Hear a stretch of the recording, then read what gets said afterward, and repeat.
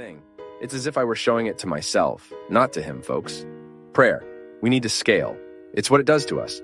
If I ask too much for the same thing, I can generate within me a silent disbelief, or then a belief that God only answers when we insist. Insistence is not to change what he thinks. Insistence must be if it exists. And then we have to change the words. We have to stop asking him. We have to ask for ourselves. It's for our nature to be enlightened by ours, so that we can identify what needs to be transformed in us.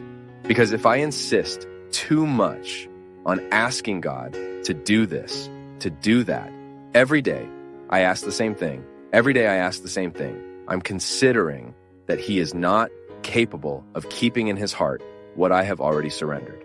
I wish that in your struggles, you always have the right and the possibility to withdraw your excesses so that you can have before your eyes your fundamental truth, without exaggeration, just you. And from that, you rediscover the path of life. Thank you for your kindness, for your attention, and may God bless you greatly.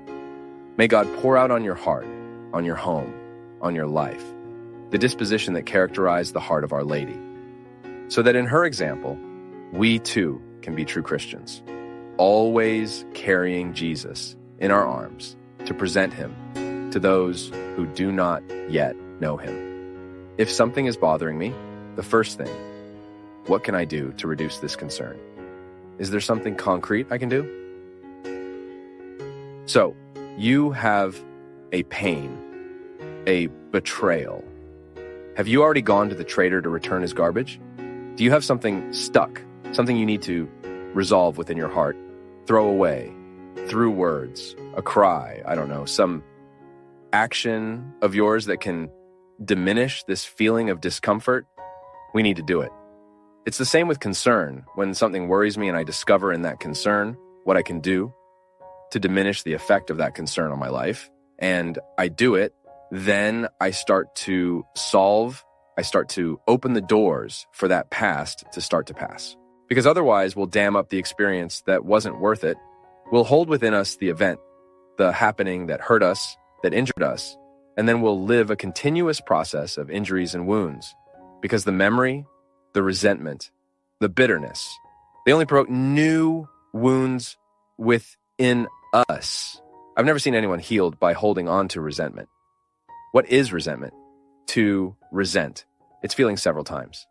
It's as if you took a razor blade and kept passing it over the same spot on your skin.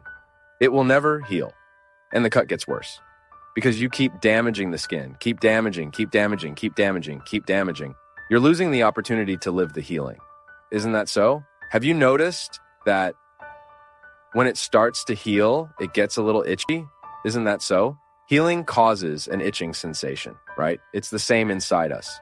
You can observe there are many effective situations that sometimes we are starting to recover from them. Then you have that feeling every now and then of wanting to pick at the scabs of healing. Hold that there.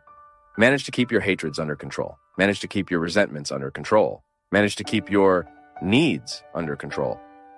And then you start to experience the liberation process from the negative consequences that fact has caused you. That's life. Everyone gets hurt. I can't create a dome for myself. You can't create one for you. So every now and then, people will hurt us with words. People will hurt us with actions. Now, you can't allow the word that hurts and the action that hurts to cause wounds in your being and to last longer than they should. It reached your being. It went deep into your life. It went deep into your heart. Start finding a way to heal that. Because once you have a wound in your being, you run the risk of infecting everything. In affections, that's how it works, right? Sometimes something comes, hurts our heart, we lose the disposition for everything.